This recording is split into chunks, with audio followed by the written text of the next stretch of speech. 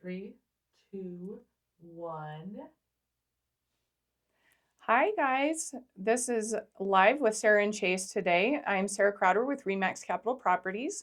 And I am Chase Rowley. And today we're going to be talking about once you're under contract on a home, kind of does that mean that you're just closing, that you're all good to go, you're ready, you're buying that house? And so we're going to talk about how that's not the case, unfortunately, and how we can run into, some issues that can arise that might kill the deal or come close, but luckily ways that we can save the deal. Save the So deal. we don't, Yeah. so let's start with some financing issues. Okay. Financing issues, what are some common ones that you kind of experience usually? I mean, we have.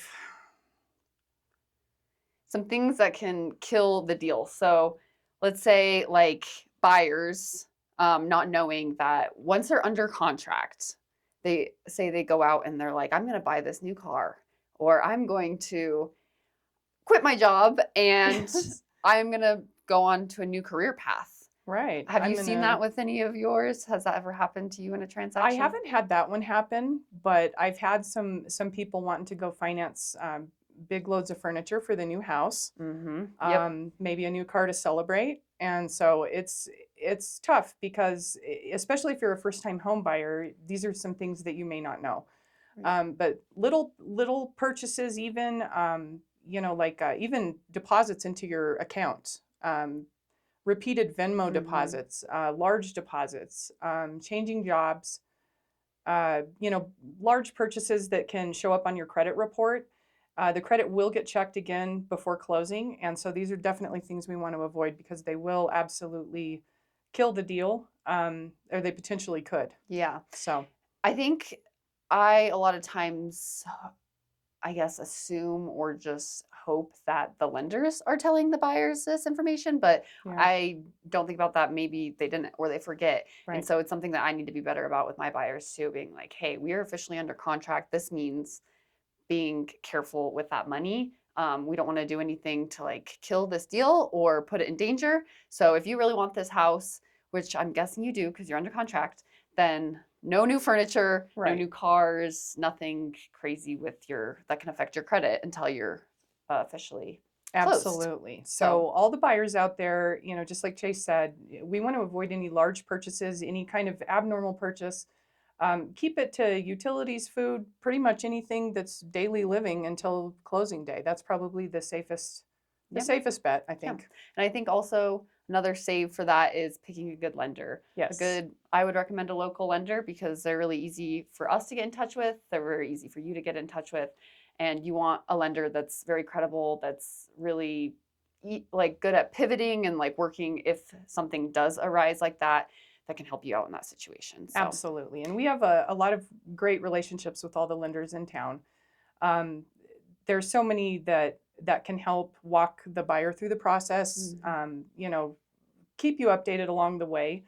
And I think us as agents, we wanted to talk about this today because it's something that in case the lender isn't passing that along, this is stuff that the buyer should know. So yep, keep absolutely. your closing safe. Yes. All right, next one is our inspection surprises. Yes. So that is, your buyer is under contract. They're so excited about this house. They get those inspections done, and they get a long list of things that the inspectors found. Yes. And um, I think it's tough to sometimes to pick out what is most important in those inspections. So, you're seeing like, oh, my furnace needs serviced, which Right. is likely going to come up every time.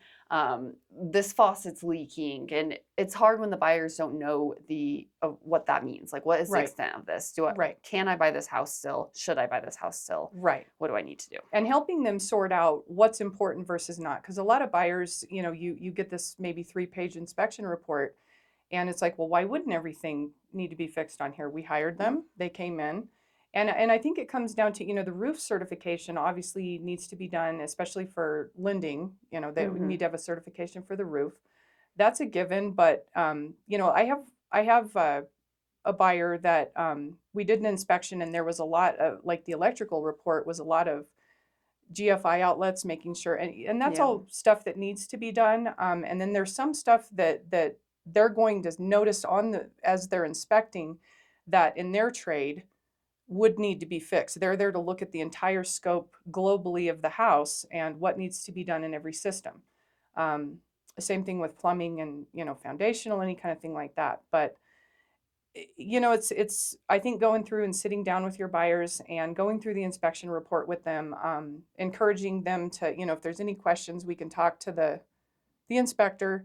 But there's some things that should be fixed for closings and some things that probably don't. Plumbing, you have, are the toilets and tubs and backsplashes caulked in? Is the dishwasher secure? Is is it things like that? Is there a leak? Is there a backflow on those kind of things kind of need to be done. And then there's some other stuff, maybe they noticed a cap or something that is not the right kind or something like that, and on a furnace, and it's like that may not need to be fixed. There's sometimes you can go through the list and pick out what should be done, and then other times maybe everything needs to be done depending on the situation. Yeah, I think really encouraging your buyers, or us encouraging our buyers, to really focus on those like safety issues, big issues like foundational, roof, Yes. like we talked about, things that really do need to be done, and not just, getting your inspection done and saying, cool, here it is, I want to ask for everything, or I want to ask for a credit for everything. Right. That is like a really quick way to kill a deal. Absolutely. Because, a seller is going to see that and be like, wow, like, Yeah. like we're going to have to negotiate from there. So I guess Absolutely. going into inspections knowing that it's a negotiating process still. Not just, hey, we're going to have all this fixed for you, basically. Right. Sometimes maybe they are willing to do that, but Yes, like I said, like you said, I think it's important to try to focus on those big things and not just ask for agreed. absolutely everything. So I think off that, also, like, another, on the other side, having, like, preparing your sellers for Yes. things that could come up in the inspection as well, so that they're kind of ready for what could come up. Like, hey, True. we know this roof hasn't been done in 20 years. It's Right. likely going to need replaced or Mhm. fixed or something. And so here's what this is going to look like. Here's, so if that way, I feel like the seller isn't just like blindsided by the buyer coming in and asking for a lot of repairs. Yeah, So, laundry list of repairs, because and some of them are necessary for closing, and some of them just aren't. mhm. But it's something that they see on there that needs to be noted, or it's an observation on the report. So, I think it's important to just sit down and talk to them, go through the list, and see what's absolutely necessary. And it is negotiation. All of this is a process after, it's not just after the offer is accepted. There's a lot that comes after it. So, Right. Yeah. Right. So next one, appraisals Yes. and the fun of those. So what happens if you have a buyer and they, agreed on a listing or on a price, a purchase price, and they get that appraisal done and it comes in, say, 15,000 under what? Right. How do we go about that? I think it's really important when you're writing up the offer to buy to put an appraisal clause in there. Absolutely. And I don't see any reason, honestly, not to put one in most cases. That way, if the appraisal comes in and it's less than what the agreed upon price is, then you can negotiate with the seller to bring it as close to that appraisal price as possible. Because, financing is going to, for the most part, require that. And I think most sellers, most of the time, expect, as long as the house is priced reasonably for the market, they're expecting that to come back. And everybody's always, it's nerve wracking, waiting for it to come back. Is it going to be high? Is it going to be low? And it just depends. But I think as long as the house is priced reasonably, most of the times, I think you're safe with it. Being able to negotiate with the seller to get the price reduced, but not always. Not So, always. So not yeah, always. that's another deal killer is when Right. they're not willing to negotiate and they say Correct. like, this is what I want to sell my house at. I don't Right. care what the appraiser says. And then it's like, well, if you can't negotiate, once again, that's going to be an issue. Right. So we ran into this recently in one of my transactions. The appraisal came in probably about 15,000 under. So we had to, go in, renegotiate, and say, hey, like he's VA, so Right. he can't, He can't. he can't, be financed for this amount. So we were able to negotiate with them and get it all figured out. So It's always good. that's always a blessing, Yes, when you're not yes. fighting with them to try to get the Yes. asking price to a reasonable. And it's always nice when they come in. I just had one where the appraisal came in and it was right at what the market price of the house was. So I was like, Perfect. whoo, that makes me feel a lot better because we were prepared to negotiate a little bit if we had to, but it turned out. So Yeah, that's yeah. awesome. So next one, what about missing deadlines? Missing deadlines, yes. So you especially for the first time home buyers, you write up a contract, your offer is accepted. Now what? So you get your inspection scheduled ASAP. You start looking for homeowners insurance. There's all this stuff that comes next, but I think it's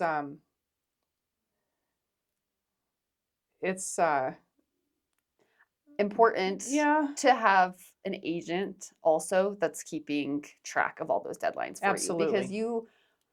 even if you're not a first time home buyer, even if you've done this process so many times, there's a lot of deadlines and There they're are. very easy to forget. Or, you're already, like you said, looking at homeowners insurance, you're um, just trying to go through your day to day life and Right. you're not thinking about that contract 24/7 and what your No. deadlines are. So, if you have an agent that's helping you out with remembering these, like, hey, Yes. we just went under contract, you have 3 days usually Right. to get that earnest money in. Mm-hmm. So get me this earnest money check by this day, Mm-hmm. and then we'll go from there. Next Right. step, like make sure you're working with your lender to get them all of the documents and information they need. Yes. We need to start getting inspections scheduled. We Right. have until this date to get that, like what you want fixed or credit for to the other agent before this date. This is the date you're closing. There's a lot of deadlines. So There are. I think there's a lot of places there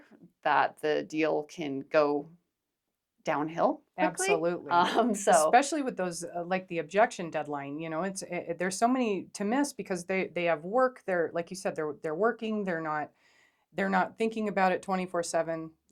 But there's days to get this in. You have 5 days to do this. You have, and say you're moving along and you miss the objection deadline. Well, now your buyer's having to accept the home condition as is, and that they're could not going to be happy with it. yes, and some selling agents and sellers may not be willing to negotiate at that point to remedy that.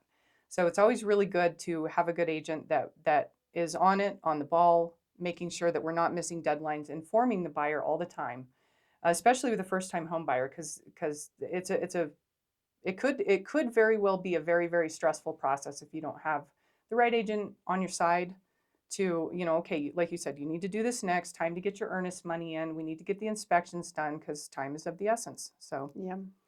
very important. And just thinking about this, something I could do better as an agent too, I think, is like making that clear timeline from day one. Yes, So agreed. this is what happens once we go under contract. You're gonna have this much time or until this date to get this earnest money because they do get that contract. Obviously, they read through Right. it, they sign it, but I think in the excitement of it too, it's kind of Right. like like this is all Just signing and yeah, it's I'm like, gonna look at the okay. important things like closing date, the purchase price, Yes. that kind of stuff. Right. So I think, showing them that timeline before you even go under contract would be really helpful too, so that they're kind of on the same track too. Agreed. Like, oh, I need to start working on this by this time too. So, Right. kind of like sometimes in that long contract, it's really easy to miss It is. those I mean, important dates. 8, So, 10-page contract, and so it's easy, very easy to miss them. And it's, I think it's important to do the same thing, sitting down with them and okay, this is what your next 2 weeks of timeline. I'm going to be contacting you a lot. we're going to need this, this, and this. And as long as they know, then you can remind them, okay, today's the day. You need to go drop that off. Today, I need you to stop by and do this and make sure that's paid for. And as long as that happens and you're documenting everything and keeping the line of communication open with the buyer, that's the most important thing. Yep. Yeah. And sure. making sure that buyer isn't going out and buying new Cars and furniture boats. cars Yeah, and boats. furniture. Yeah, exactly. Right. Yes. Okay, so what about emotions? Emotions. How does that like kill a transaction? It can kill a transaction so fast. I think a lot of, especially with sellers, a lot of times it's a very emotional process. Even whether you've owned your home for 30 years or 2 years, it's still the place that you call home. Whether or not you have children or anything, it's where you live, where you lay down at night, where you make your memories and have your holidays. And you put a lot of money and effort into your home. And so I think a lot of times when, people, well, let's list my house. Okay, well, I'm going to take what I paid for it, what I've spent on it, and what I would like to make. I'm going to add those together, and that's what I want to list my house at. And that is definitely a strategy that a seller could use. However, you kind of run the risk of it sitting on the market too long, and then you're chasing the market, and the seller's losing money because the longer it sits, and it's such an emotional process because the sellers are like, well, don't the buyers know how much I'm losing on this? Don't they know? Right. And it's like, well, the buyers, it's emotional too. This is one of the biggest purchases of their life. This is where they're planning to make their memories. And they're seeing the house, they're not seeing the amount you put in for landscaping. They're not seeing the amount you put into the garage. They're not seeing they see it visually when they go in there, but they don't, it's to them, it's a different emotional process. It's, okay, this is where I'm going to put my stuff. This is where, and so it's a dance, and you have to meet in the middle somehow, if possible. Yeah. And it's tough because it's a very emotional thing, selling the place that you call home. So. Yeah, it really is.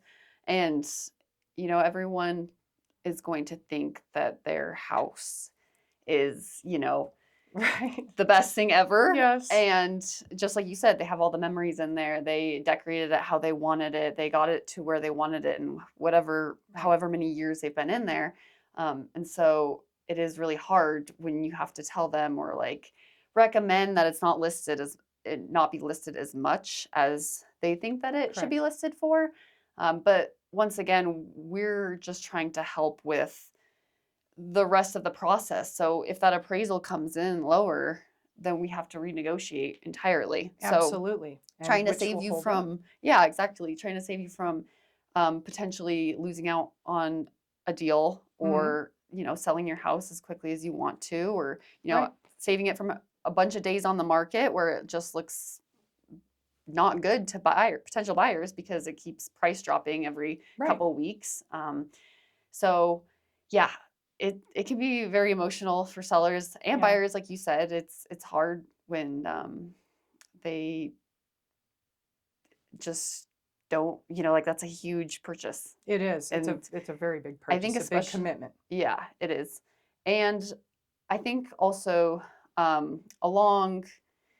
further along in the process when it comes to the inspections, things can get emotional there. Absolutely. Kind of too, because it kind of becomes more of like who's going to win this negotiating upper battle, hand. instead of being like, okay, we are in the end both trying to get to the same ending, which is you buying this house. A mutual transaction that ends in us doing what we're going to do and selling the home and the buyers moving into their new home. So, right. And so it is hard when it's like, well, they asked 10,000 under and we gave it to them. So now we're not going to fix this. And it's just very like, it is. Okay, but yeah, you just have to remember that everyone is trying to get to the same, finish line. And that's for you to get the house that you want and for the sellers to be able to sell their house and move on with, their next purchase and everything too. Exactly. So, but yeah, I think all in all, just things that can kill deals, it really comes down to lack of guidance. Absolutely. And so I think that agents can be very helpful in that way. Like if we Agree. can really break it down for buyers and sellers, the whole Seeing process. what their needs are, Yes. you know, from the and beginning, both yep. sides. making it very clear, then Yeah. hopefully we don't ever have any transactions that are killed. Right, Hopefully yeah. we can save them all. Maybe So, bumpy, but not killed. So let's save those transactions Heck with yeah. some communication and some guidelines for all those buyers out there. So give us a call, guys. yeah, thanks for tuning in. Thanks for watching. Bye. Bye.